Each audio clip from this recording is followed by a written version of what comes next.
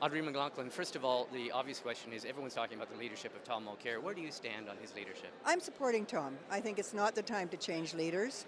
I think Tom has demonstrated just tremendous capacity in the House of Commons and outside. I've been to many rallies that Tom held, both in the Yukon and elsewhere, and he's extremely popular. And contrary to what sometimes one reads in the media, he is very good with people. And I just feel that it's time to consolidate. We have provincial and territorial elections. We have a lot of work to do. And to put energy into a leadership contest right now, I think is not going to be useful to the party. And also I do appreciate that Tom has been, over the years, with me at least, very good in consulting me about various policies and keeping in contact. And we were in contact election night and could share a bit of our sadness together. Yeah. Well, let's talk about that because you were leader from what, 89 to 95. That's right. So you've had the experience of the leadership. You decided to step down. Tom is facing a potential leadership challenge. What goes through your mind? When do you make the decision? What is it that triggered your decision to step down? Well, I sort of made the decision that I would really work through the provinces and territories to rebuild our grassroots membership, hold as many meetings as we could, and so on. And of course, it was different days. We didn't have the social media then, and I'm a fossil, so we didn't have all of the technology that there is now. So a lot of face-to-face meetings, and you know what? I think that's where Tom's going back to. And we can get all caught up in social media and all of this, but really it's person to person. So I did that, and then I had no pressure from the party at all. I honestly did not. Now, people might have said that not to my face, I don't know, but I can't say at all that I had any pressure, and I just came to decide, okay, I think at this point, I've done what I can do. And it's for the good of the party, we need new energy and a new leader. That was it. You say no pressure, but I mean, obviously social commentators or the media back then would be looking at polling, looking at number of seats. Absolutely. Things were not going that well.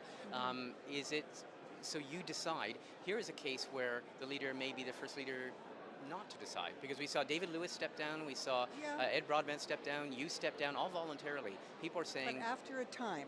So I think that the reason I am supporting Tom is that I think we need that stability right now.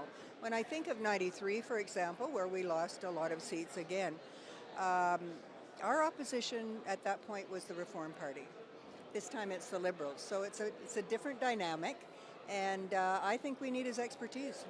What about people who say the party's changed because it's much more aggressively pursuing power? It smelled and tasted power in this last election, and that slipped through your hands. And some people are saying also the party's rethinking. It's never forced a leader out. Leaders have left voluntarily, but maybe this might be a change. I honestly don't know. There are a lot of, it's an NDP convention. There are a lot of different opinions, and everyone will express them. As I say, I have my view of that.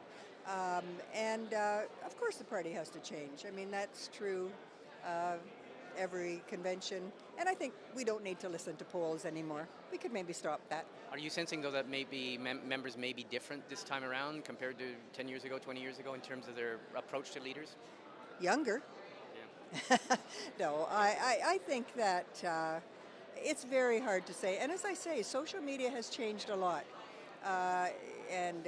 Even polling has changed a lot from when I was the leader, and even previous leaders. So it's very hard to gauge that, and certainly I'm no expert at that. So I have to ask a last question. When you were federal leader, obviously you dealt with disputes or differences of opinions with provincial parties. We are here, and we're in Edmonton, we're in Alberta. Rachel Notley, the Alberta NDP Premier, her cabinet, some of her MLAs, they've been commenting on this LEAP manifesto, on the party discussing it, saying that it could be basically abandoning or betraying the Alberta NDP. So potential frictions between the federal and provincial party over that issue of the LEAP manifesto and climate change.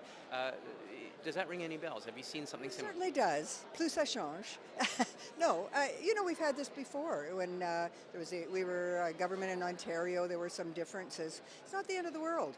I'm a great admirer of Rachel Notley's, and I mean, she's done an amazing job. Her first priority has to be her province. And we may have a different opinion on certain issues. That's fine. It doesn't bother me at all. I know it becomes a news story, but that will disappear too. So you think that the party of provincial and federal party can coexist with a difference of opinion on a fundamental issue? Absolutely. Okay. Well, Audrey McLaughlin, it's always a pleasure to talk to you at these conventions. And you too. Thanks for taking the time. Okay. Thank you.